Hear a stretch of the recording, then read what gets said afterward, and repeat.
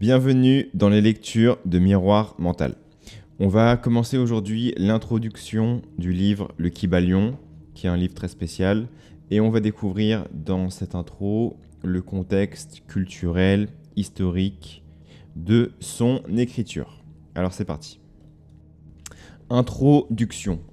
C'est avec un grand plaisir que nous présentons à l'attention des étudiants et des investigateurs des doctrines secrètes ce petit ouvrage basé sur les anciens enseignements hermétiques.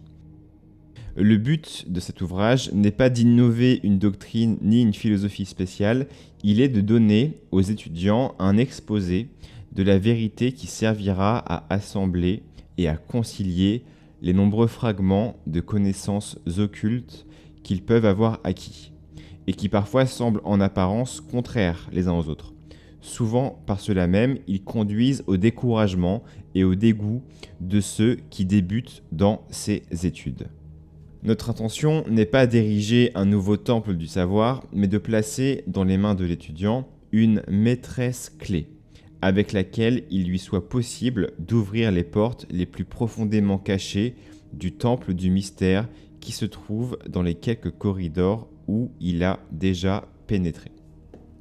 Aucune partie de la science occulte connue du monde n'a été aussi précieusement conservée que les fragments des enseignements hermétiques, qui sont parvenus jusqu'à nous pendant les centaines de siècles qui se sont écoulés depuis la mort de son grand fondateur Hermès Trismégiste, l'écrivain des dieux, qui vécut dans l'ancienne Égypte, au jour où la race actuelle des hommes était dans son enfance, contemporain d'Abraham et, si la légende est vraie, instructeur de ce vénérable sage, Hermès était et est encore le grand soleil central de l'occultisme, dont les rayons ont servi à illuminer les innombrables enseignements qui ont été promulgués depuis cette époque. Toutes les doctrines fondamentales qui se retracent aux enseignements ésotériques de chaque race remontent à Hermès. Même les plus anciens enseignements de l'Inde ont indubitablement leurs racines dans les enseignements hermétiques originaux. De la région du Gange, de nombreux occultistes avancés se rendirent en Égypte et vinrent s'asseoir auprès du maître. Ils obtinrent de lui la maîtresse clé, qui expliqua et concilia leurs divergences de vues.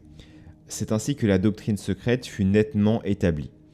D'autres pays vinrent également de nombreux savants, et tous considéraient Hermès comme le maître des maîtres.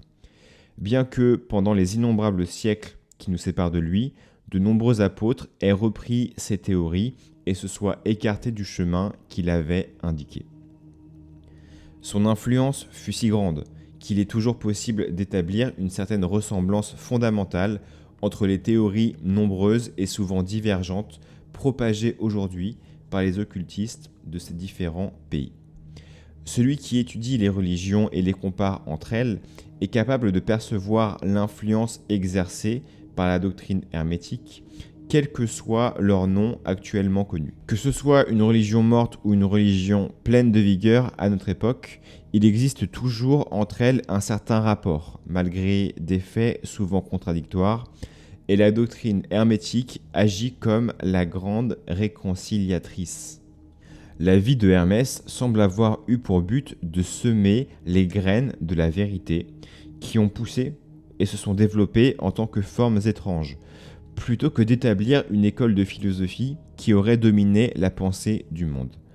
Malgré tout, durant chaque siècle, les vérités originales qu'il a enseignées ont été conservées intactes dans leur pureté première par un certain nombre d'hommes. Ceux-ci, refusant d'admettre à leurs idées un grand nombre d'étudiants et de curieux à l'inertie développée, ont ponctuellement suivi la doctrine hermétique et ont réservé leur vérité pour ceux qui étaient bien préparés à les comprendre et à les appliquer.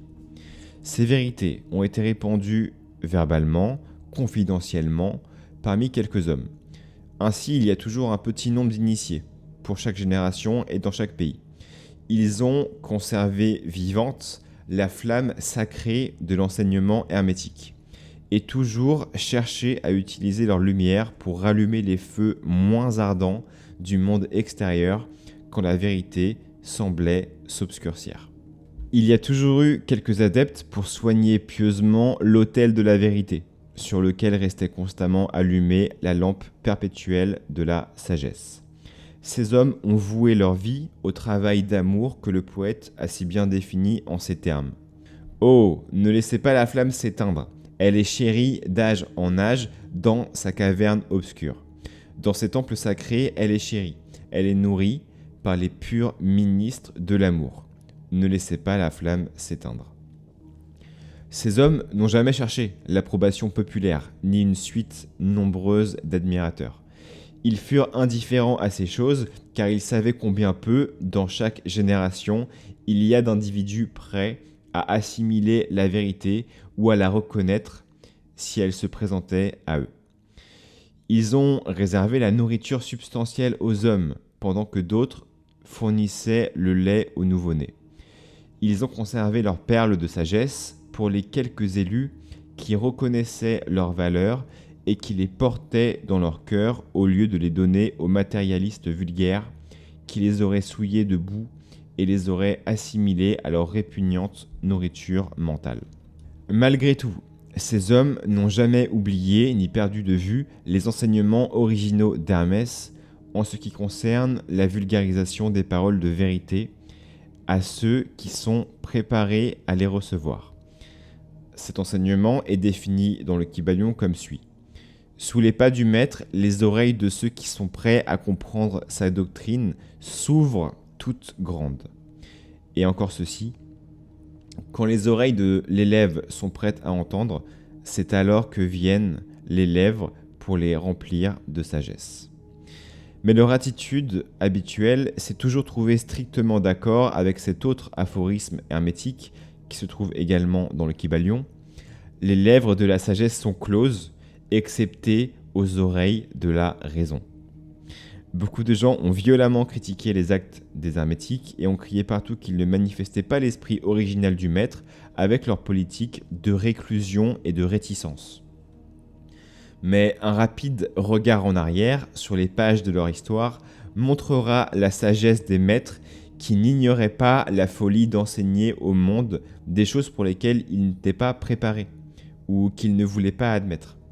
Les hermétistes n'ont jamais cherché à être des martyrs. Ils se sont tenus silencieusement à l'écart, avec un sourire de pitié sur leurs lèvres closes. Pendant ce temps, le païen tournait autour d'eux avec rage et fracas. Habitués qu'ils étaient à torturer et à égorger les enthousiastes honnêtes mais égarés, qui s'imaginaient pouvoir introduire dans une race de barbares la vérité, susceptibles d'être seulement comprises par les élus qui ont déjà fait quelques pas dans la voie. L'esprit de persécution n'est pas encore complètement disparu de tous les pays. Il y a certains enseignements hermétiques qui, s'ils étaient publiquement promulgués, feraient s'élever contre leurs propagateurs un grand cri de mépris et d'injure de la part de la multitude que l'on entendrait de nouveau crier « Crucifie-le, crucifie-le ». Dans ce petit ouvrage, nous nous sommes efforcés de donner une idée des enseignements fondamentaux du Kybalion, plutôt que les détails approfondis des principes actifs, vous laissant le soin de les appliquer par vous-même. Si vous êtes un véritable élève, vous serez capable de mettre en action et d'utiliser ces principes. Si vous ne l'êtes pas, efforcez-vous d'en devenir un. Sinon, les enseignements hermétiques ne seront pour vous que des mots et encore des mots. Les trois initiés.